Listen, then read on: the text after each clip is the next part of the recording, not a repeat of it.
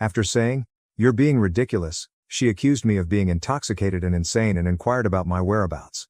"We're going to a bar to enjoy some drinks with our friends," I remarked. Despite her obvious desire to ask more questions, she returned to our bedroom and went to bed. Now that I had proof that she had been deceiving me for months, I made the decision to sleep on the sofa. I couldn't sleep at all because I kept seeing her in bed with this guy. I felt sorry for myself, disgusted, and hurt. But then I thought about Ray's trailer. The thought of it cheered me up, and it was almost like a revelation. Something must be wrong with me since the fight or flight response automatically activated amid the pain I was experiencing, and I preferred the flight response. We didn't talk much the following morning and carried on with the weekend as if nothing had occurred. I scheduled a meeting with Ray a few days later. I noticed that Ray had a lovely ranch when I got there, and the trailer was actually quite nice, about 26 feet long and fully furnished. It brought back memories of a fun spring break trip I took with pals while I was in college. Ray accepted the money I offered him for the trailer. To be honest, I almost took it from him. I drove over to see his ranch property after he gave me directions. There were hiking and biking paths close by, and the area was lovely, with lots of trees and scrub vegetation. Ray had a little cabin on a hilltop overlooking the property, with electricity and water accessible for the trailer, and it was close to the foothills of some mountains. Ray promised to set up the trailer for me and pull it to the location. I tried to get Kathy to come clean over the course of the following few weeks, but all I got was gaslighting.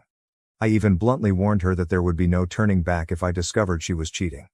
As a result, she became even more engrossed in her affair fog, and began to lash out at me with denials. I nearly laughed at how awful the denial was.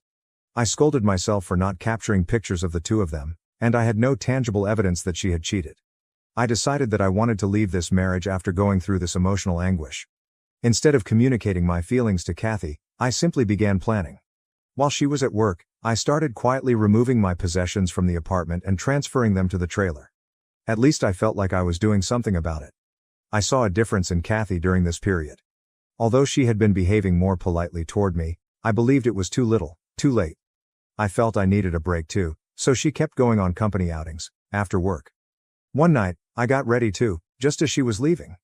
After glancing at me, she inquired about my destination.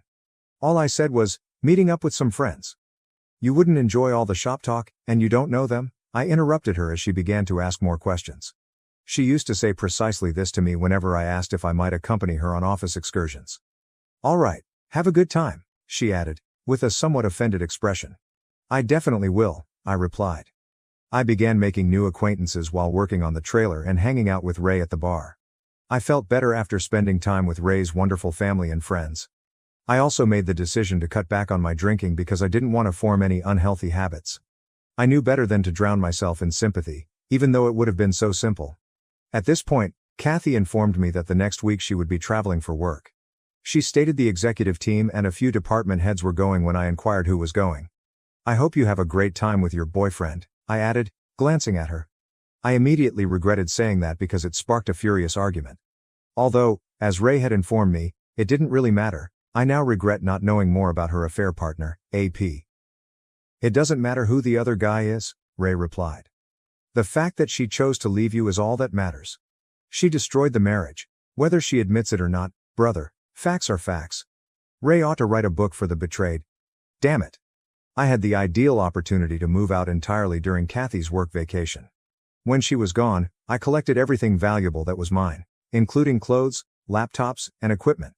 I didn't take any shared goods or furniture. I left a note before I left. It was a lengthy explanation at first, but I chose to make it brief. I wrote, "I hope it was worth it," on a piece of paper. On top of the note on the kitchen table, I set my wedding ring. I felt like a great weight had been lifted as I left. I was liberated. The hurt would take time to heal, and there would be baggage to cope with, but I had started. I needed time to myself and to swiftly and quietly get rid of her. The fact that I hadn't challenged her or coerced a confession didn't make me proud. I hadn't screamed or shouted. She didn't deserve it, in my opinion. She disregarded everything we owned, including our plans for the future, our aspirations for a home and a family, and now it was all gone. There was no turning back. I owed her absolutely nothing.